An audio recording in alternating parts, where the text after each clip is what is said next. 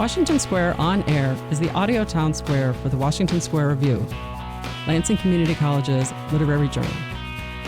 Writers, readers, scholars, publishing professionals, citizens of the world gather here and chat about all things writing.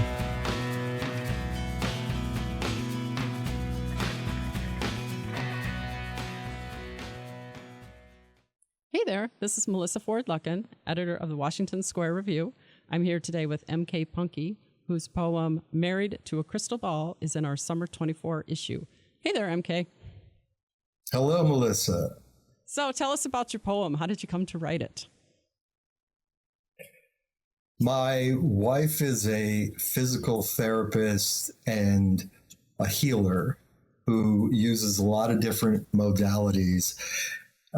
In the last few years, she's more and more gotten in touch with a kind of shamanic approach to healing, and she seems to have discovered a great facility for retrieving the past. So I just thought, what if she could take this newfound ability and retrieve the future? What might we do with it? And given my background in gambling, specifically on sports, I thought, man, it would be really cool if she could just sort of flash forward a little bit and just tell me the scores of the games. For sure. I'm really curious about what you said about the changes in her abilities and her being able to kind of tap into the past. Can you talk a little bit about that and give us a couple examples? I have a limited understanding of how it works. My sort of general take on it is that she opens the healing space in her clinic for her guides, who apparently are ancestors and other people that she has some kind of deep spiritual connection with. And they apparently sort of show her or tell her information. She's very much just a hollow reed, a channeler. And I think it was startling to her at first how so much of what was coming to her was then confirmed by her patients, who, you know, she said, someone is talking to me from your past. And it all seemed a little bit like, you know, the charlatans who do fortune telling and seances and stuff. But I've seen enough and heard enough and seen enough patients exit her clinic like floating on air that I've started to believe in it. That must have been really astounding for both of you. Yeah, especially since her training is, she has a master's in physical therapy with Western modalities and has done all that stuff, but has over the last 10 years or so really embraced things like Reiki and visceral manipulation and energy work. And this all seems like a kind of holistic and organic transition. And I love it because I think that there is benefit to all the modalities, and especially the kind of things that Western medicine since the 1200s has tried to suppress with female healers, witches, midwives, etc. And this is actually the foundation of our modern medicine, and we lost that connection over the last 800 years, and it's cool to see it being sort of revitalized. Mm-hmm. I bet we could talk a lot about that. But the reason I asked for an example and the reason I was saying it was astounding is because, as you said, it's what sparked this particular poem. How did you interpret that when the poem first came to you? I guess what I'm asking is, were you surprised when the idea for the poem came? No, I, like most folks, are musing about all sorts of silly things all the time. And some of those musings turn into poems, some of them turn into short stories, some of them turn into nothing. But it was one of those, this is a interesting idea. And to me, there was a kind of humor in it too, because my wife doesn't care about football, really doesn't know anything about football. And I just thought, wouldn't it be great to have this little portable crystal ball to take around with me? I would agree. There's definitely a touch of humor to the poem. That's one of the things that I really liked about it. Is how does it fit in with your other writing? Well, I wrote a lot about gambling when I was younger. 3 of my books are about gambling. And while I am no longer an active professional sports bettor, I remain fascinated by the lines and the point spreads and what's going on in the betting markets and what my former colleagues are doing. And everything in that world has gotten more and more difficult. There are fewer and fewer secrets. Everybody has an algorithm now. Everybody has a supercomputer that can help them. And so what's left? Well, maybe your own personal shaman. You said that you left that particular, would that be a profession? Was that your main thing? Yeah. You left it behind. I'm just curious. Why did you leave it behind? Because I had enough. And it had served its purpose, which frankly was to earn money. And that's it. When one is in a profession that does not truly create anything, doesn't help anybody, is of no service, it's a kind of spiritually draining and kind of enervating thing. And all the time I was making fabulous money and thinking to myself, is this really what I want to do with the rest of my life?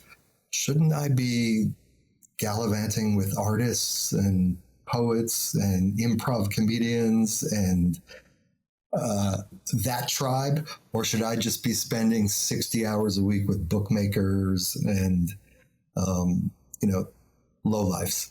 So I would say that was really one of the signal moments in my life where I walked away. I just said, I've had enough. And really,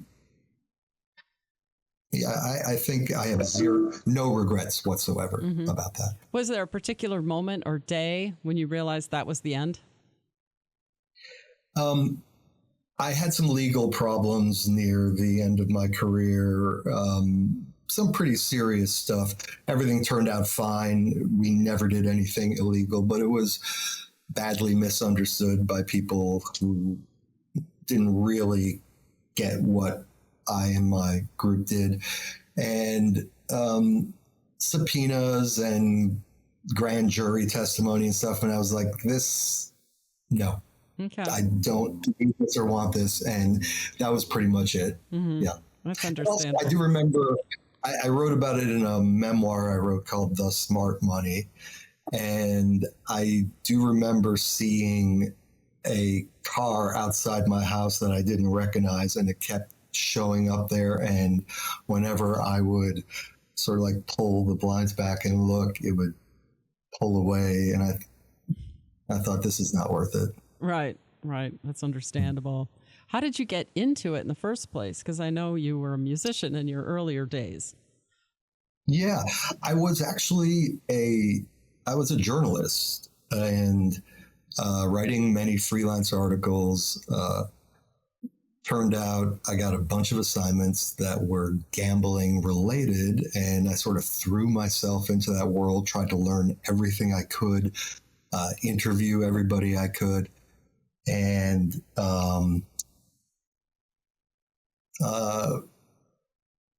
without actually being a participant at first, I was sort of acquiring all the expertise of a participant, and then eventually.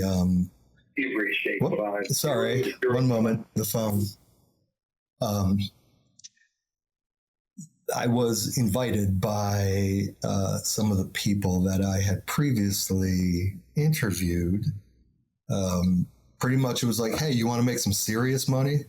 And as we ink-stained wretches know, there's a lot more money in casinos than there are in literary pursuits. I would imagine quite a bit. You mentioned interviews a couple times. Are there any that stand out to you as like some of the conversations you had in the beginning that just really made you curious? Because when I'm listening to you talk, it sounds like one of the things that appealed to you about this gambling world was just the learning aspect, the kind of looking behind the curtain. Yeah. I all these people I met were sort of larger than life Damon Runyon type characters. I think one that made a great impression on me, the man that I interviewed recently died actually, but he was became a legendary figure. He was a man named Archie Karras, who took a borrowed stake of $10,000 and ran it into $17 million from gambling over a course of several months. A legendary story and a legendary figure.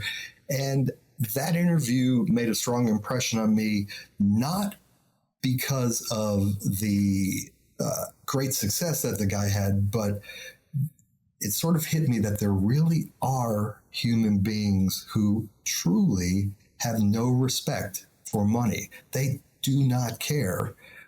Win, lose, rich, poor, they just want to be in action. They just want to have it all on the line.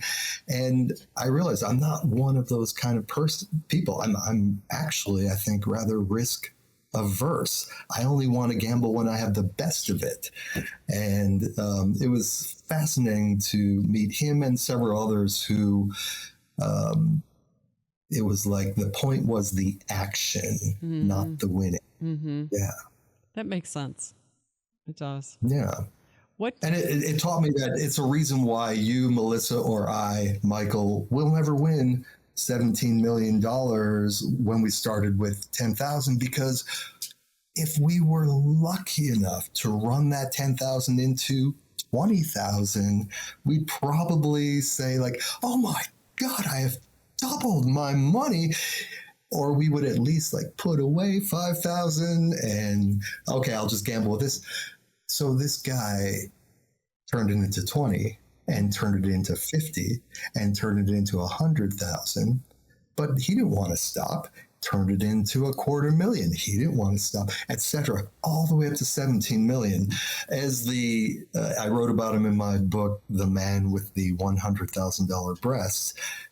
He eventually gave almost all of it back, which was pretty much preordained. Like, you knew that was going to eventually happen, but it was sort of thematically consistent. Mm-hmm. He didn't care. It was just, I want to just be known as the biggest, sickest gambler ever. Wow. Yeah. That is a really different way of thinking about money, for sure. Yeah. And it reminded me that, like, those of us who are healthy or have a proper perspective on money, and I'm using that all very loosely, it's interesting to meet people like that who just view the world a lot different than we do. Mm-hmm. Do you think that worldview is that connected to what you were talking about when we first started on this subject, saying that that's kind of why you left it behind? Yeah, I felt like I wanted to create things. All the time that I was a successful gambler, I was still an author. I published 5 or 6 books not about gambling while I was still gambling. The gambling was a way for me to be someone with literary and artistic aspirations who didn't have to live the bohemian, Okay. starving life. And I felt very good about that. Like, I can have all the comforts and dignities that most aspiring artists don't have. They have to suffer the indignities of trying to be a creative person in this society. Yeah. And yeah, and I felt like this is cool because I can be who I really want to be, which is a creative person, someone who's interested in being useful to others, helpful to others, compassionate and kind to others, but not have to do a bunch of things just to keep a roof over my head. Yeah. I had gambling for that. Yeah. It's an absolute truth that most writers all do something else. It's very rare that someone is just making a living off of their writing. Yeah. Yeah. So how do you make a living now? Certainly not as a poet. I don't know. Does anyone do that? Oh, I don't know. Now I'm actually a dog trainer. I still am writing my books and writing poetry and doing all sorts of fantastical artistic projects. But I'm a dog trainer. I have been my whole life. More than 40 years I've been training dogs, and sometime around COVID, I was strongly encouraged to turn it into a profession, not merely helping out friends and neighbors. And it's been a great joy. Anyone who has ever had a dog knows how much joy and beautiful energy a dog brings into one's life. So imagine every day being surrounded by 6, 7, 8, 9 of them. It's wonderful. It's just the greatest. And I'm happy to tell you right now, as we are chatting, there are 7 dogs in my office. And what are they doing? They are blissfully napping. I made sure they got a nice big hike and romp before our chat, and hopefully they will just snore through the whole thing. Nice. So do people bring the dogs to your home and you work with them there? Yes, I have a school, and they're dropped off in the morning. They spend the whole day with me and picked up in the evening. Describe a little bit how that morning goes. What's your typical routine? Once all the dogs are here and everybody has had a few minutes to go bananas and be excited to see each other, we put the leashes on and we go for an hour-long pack walk.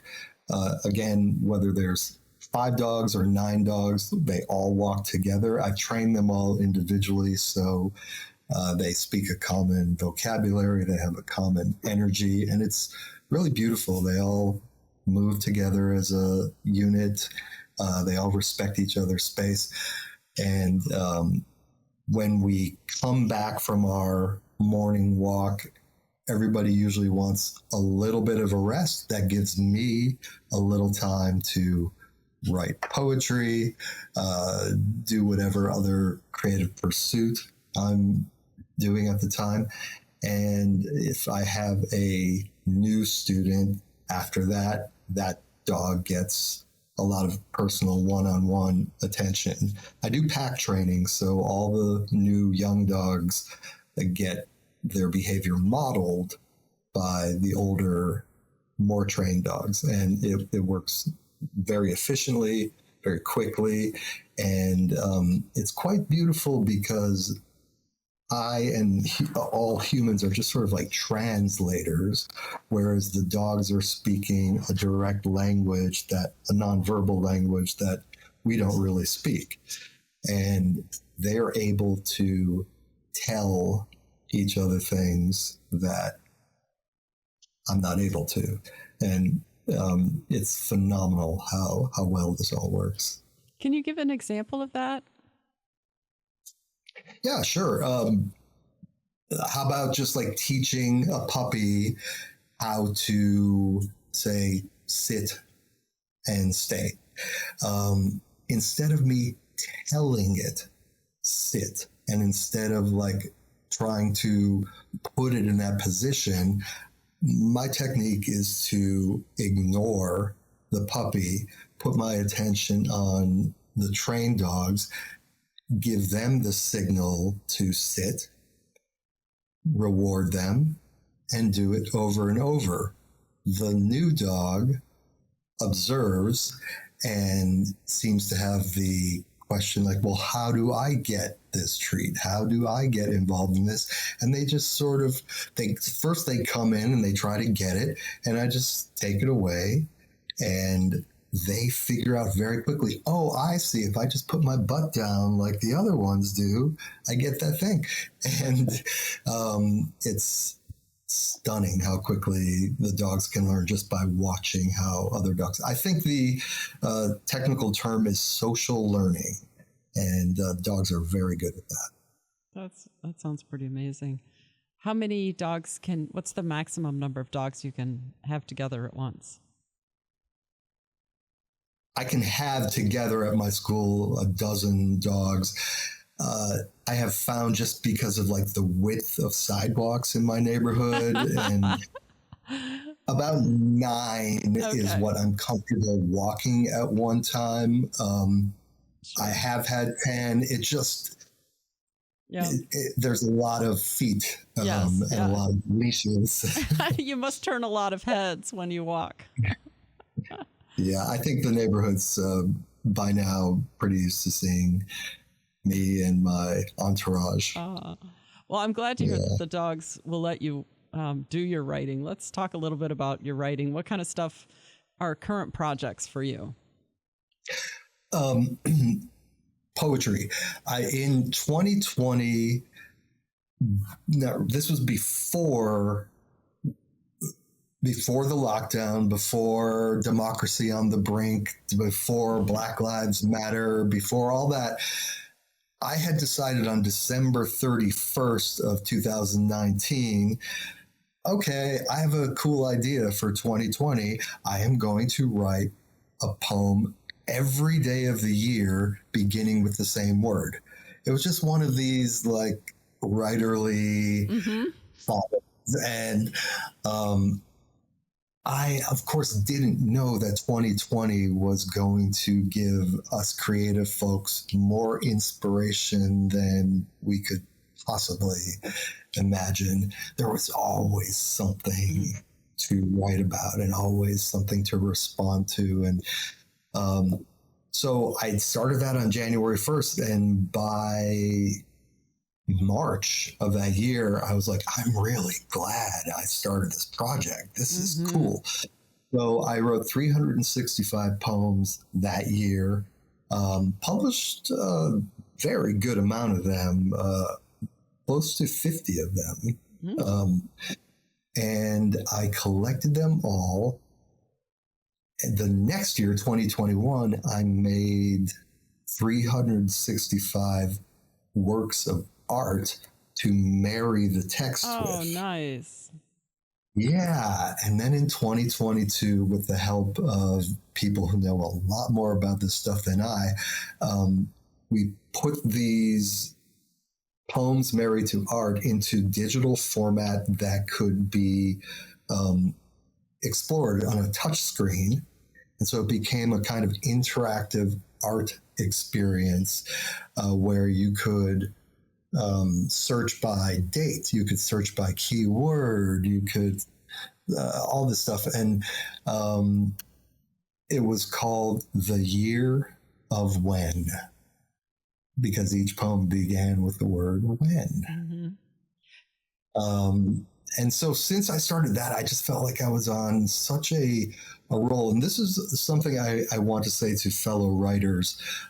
We all know that when you do something a lot and do it regularly, it becomes, if not necessarily easy, it becomes a little less effortful when you are doing it all the time. And it's, someone who sits down and plays the piano every day, someone who crochets every day, everything just becomes a little bit more flowing and free. And I felt after that, like, not only did I feel like my writing muscle was stronger than ever, but I also felt like my ability to just allow whatever was floating in to come through and go out was very graceful. I never had any kind of writer's block and so I thought, I'm just going to keep rolling with this. And so I've been writing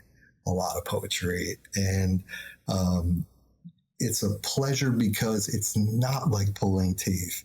It's not like, when is the muse going to alight upon my shoulder and whisper in my ear? It's not like that at all. Mm-hmm. It's more like the switch goes on and let's see what happens.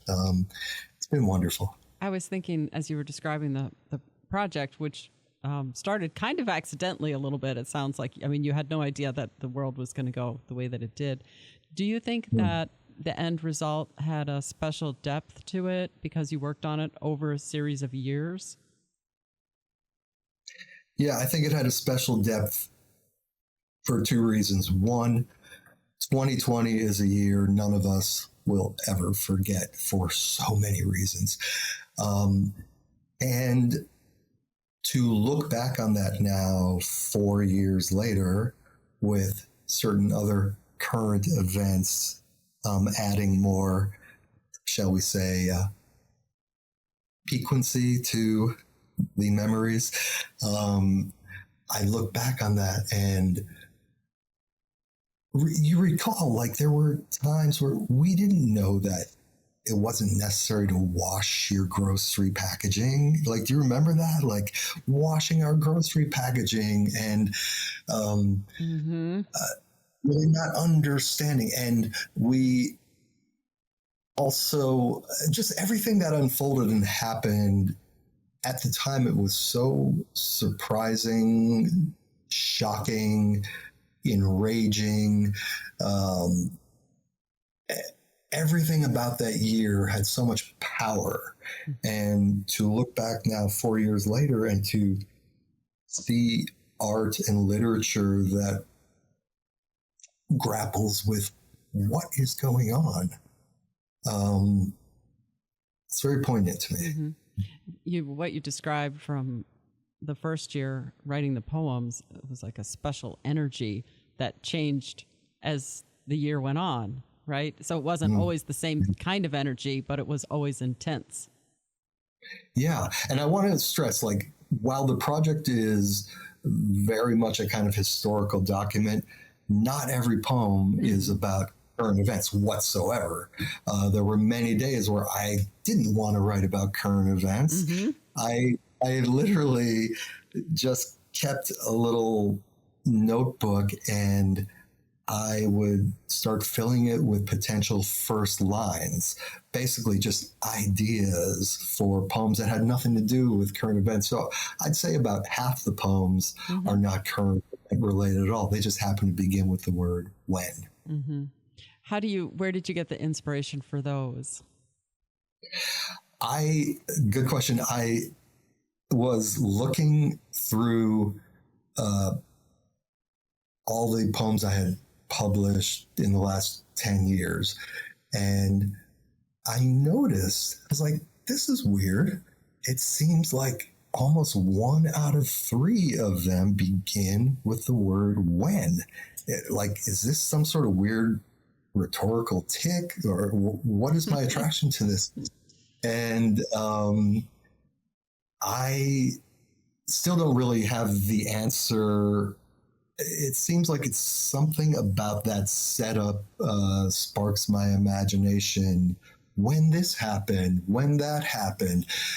And it sort of allows the most fantastical thing to be realistic. Because when you start with, like, when so-and-so did this, it sounds very journalistic and it sounds very reportage, but it's all imaginary. There's an interesting thought. How does the journalism background play into the poetry? Yeah, that is an interesting one. I feel that my journalism background has been very useful for all the writing I do, whether it's my novels or poetry. Um, there's something very useful about the who, what, where, when, how. Just being real clear on that helps the story be told in a way that is clear but leaves space and ellipses to be filled in with cool stuff. Mm-hmm. Where do you find the cool stuff? Where in your life do you pull from? Everywhere. Everywhere. Well, the dogs, Yeah, obviously, right? Yeah, and Melissa, I think most writers will tell you that even when they are not in the chair at the keyboard, writing is happening all the time. Even as perhaps as we sleep and dream, writing is happening. For me, writing has always been about organizing thoughts and feelings, just organizing it. They're all racing around this addled head of ours, and writing is a way of sort of taming them and organizing them. And so even when I'm not at the keyboard, the act of writing, I am writing. Do you think the factual stuff, the who, what, when, as opposed to the emotional stuff, does the factual stuff for you come first and then the emotion gets layered on, or do they happen together? I have never really thought about that process. I feel like it all just sort of comes at once. I actually think like the journalistic stuff is more really just a kind of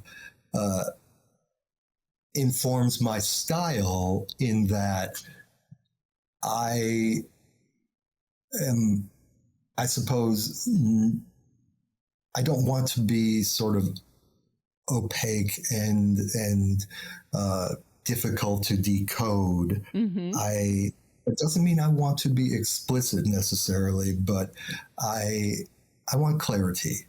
And I think the journalism helps bring some of that to even my most esoteric writing. Interesting. Structure, perhaps. Yeah. Okay. I got a question for you before we finish up. What's your dream project? If you could do any creative project, what would you do? This doesn't have to, you don't only have to pick one.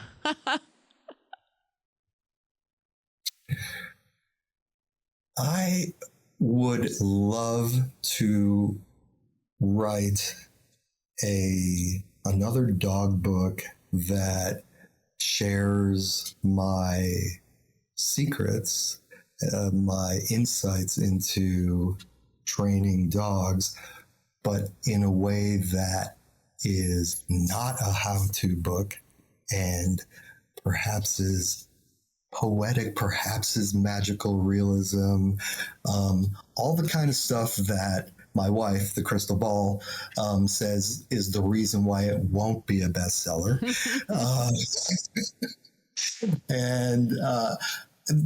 Because I have considered, like, I should just write a how-to. It just doesn't excite me. But doing it in a way that plays with form and something that hasn't been done before does excite me. I also know that if one is looking for large advances and big publishing companies to be interested in your work, straying from the usual forms is not a good move. Yes, that's why it's a dream. That has been my experience. Yes, that's why it's a dream project. But it sounds to me, the way that you interact with the dogs and the way that you teach them, I could understand very easily why you would rather write, I don't even know what you would call it. It's not like a directive. It's more like a I don't know, like an experiential experience. I don't know. But it's, I guess I'd never thought of it that way, but that does sound, I would read it. That's what I'm trying to say. So if you write it, you'll sell one, at least to me. Yay! Hooray! All right. If people want to find you online, where is a good place for them to look? My name, Michael Konik, KONIK.com. And my dog training site is MK, my initials, mkdogmagic.com. Nice. We'll be sure to add those links in the show notes. Thanks a lot for coming by and talking with us today. It's been a pleasure, Melissa. Thank you for your leadership.